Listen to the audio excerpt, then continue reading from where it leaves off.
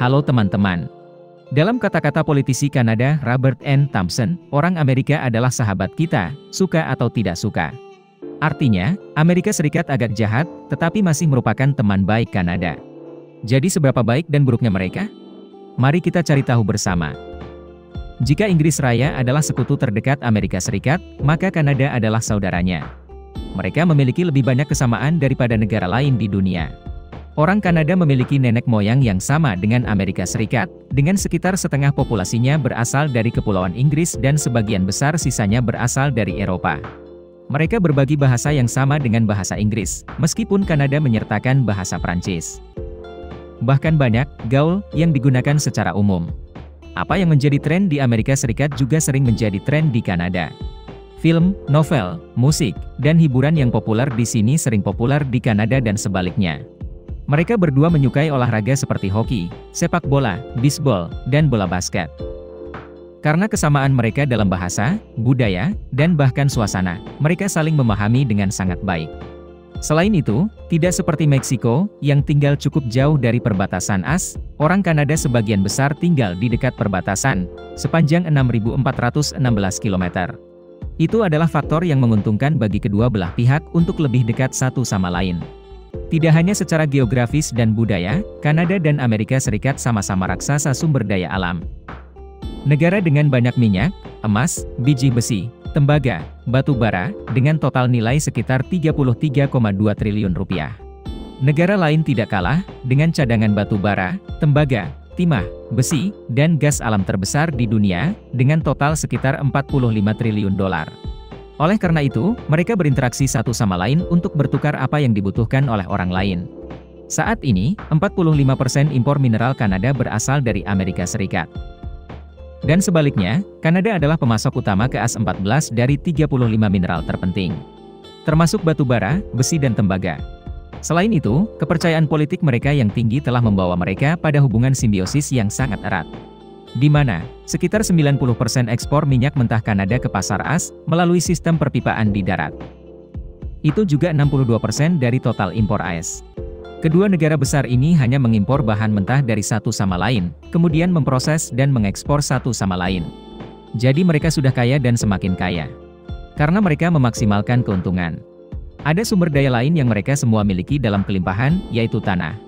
Kanada menempati urutan nomor 2 di dunia, dengan 9.880.000 km persegi. Amerika Serikat peringkat nomor 3, dengan 9.830.000 km persegi.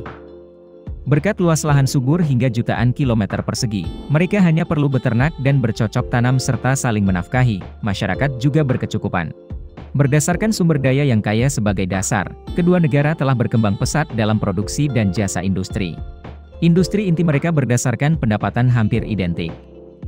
Ini termasuk ban komersial, dealer mobil, supermarket dan toko kelontong, asuransi jiwa dan rumah sakit.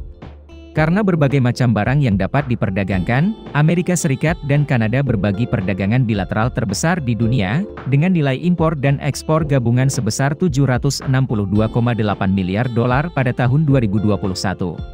Mereka juga merupakan investor atas satu sama lain. Dari jumlah itu, Ottawa menggelontorkan ke Washington 607,3 miliar dolar. Dan sebaliknya, Washington mengucurkan ke Ottawa 406 miliar dolar. Dalam hal ekspor, Kanada bergantung pada Amerika Serikat, karena sekitar 80% barangnya diekspor ke Amerika Serikat. Namun, dengan kata lain, tanpa mereka, Washington juga akan mengalami ketidakstabilan ekonomi. Selain pasokan minyak yang stabil dan lebih murah daripada pasar, melalui jalur pipa darat, yang membantu mengurangi biaya, Kanada memiliki pembangkit listrik tenaga air yang melimpah di Quebec. Ini membantu Amerika Serikat bagian timur untuk memiliki sumber listrik yang murah, dukungan yang besar untuk produksi industri. Oleh karena itu, ketika berbicara tentang ekonomi, tepat untuk menyebutnya saling bergantung. Jika satu negara berubah, yang lain juga terpengaruh. Dalam kata-kata John Kennedy yang berbicara di depan parlemen Ottawa pada tahun 1961, geografi telah menjadikan kita tetangga. Sejarah telah membantu kami menjadi teman. Dan ekonomi telah menjadikan kami mitra. Dan kebutuhan telah menjadikan kami sekutu. Selama Perang Dunia II, setelah serangan di Pearl Harbor, Kanada menyatakan perang terhadap Jepang sebelum Amerika Serikat angkat bicara. Oleh karena itu, mereka dengan cepat memulai pembentukan Komite Tetap Pertahanan Nasional, bersama-sama melawan poros. Setelah itu, keduanya bergabung dengan NATO dan resmi menjadi sekutu. Kanada setuju untuk mengizinkan Amerika Serikat membangun Jalan Raya Alaska, untuk memfasilitasi pekerjaan logistik ke pangkalan Northwest. Mereka juga mengizinkan patroli udara di wilayah Teluk Hudson. Meskipun Amerika tidak pernah diserang di darat sejak kemerdekaan, mereka sangat waspada terhadap musuh. Mereka takut akan diserang dari utara, dengan pasukan Kanada yang lebih lemah. Pada tahun 1958, mereka bergabung dengan Kanada untuk mendirikan NORAD, Komando Pertahanan Dirgantara Amerika Utara dengan 3 pangkalan, untuk melindungi Alaska serta seluruh Amerika Utara. Akibatnya, baik secara ekonomi maupun pertahanan, Kanada dan Amerika Serikat memiliki hubungan yang sangat erat. Namun masih ada konflik di antara mereka. Warga Kanada sangat bangga dengan wilayah Arktik yang megah, dengan luas 2,6 juta kilometer persegi dan potensi sumber daya yang belum dimanfaatkan. Namun, klaim mereka selalu ditolak dan tidak diakui oleh Amerika Serikat. Washington biasa mengirim kapal militer lewat sini tanpa pemberitahuan. Pada tahun 2007, Perdana Menteri Kanada saat itu Stephen Harper berkata, aturan pertama kedaulatan Arktik adalah menggunakannya atau kehilangannya. Untuk mempertahankan klaim mereka, mereka telah mendirikan pusat pelatihan peperangan Arktik dan siap melawan ancaman dari luar. Di masa depan, saat iklim menghangat, akan sangat sulit bagi Kanada dan Amerika Serikat untuk menyelesaikan konflik, jika sumber daya yang besar ditemukan dan keserakahan meningkat.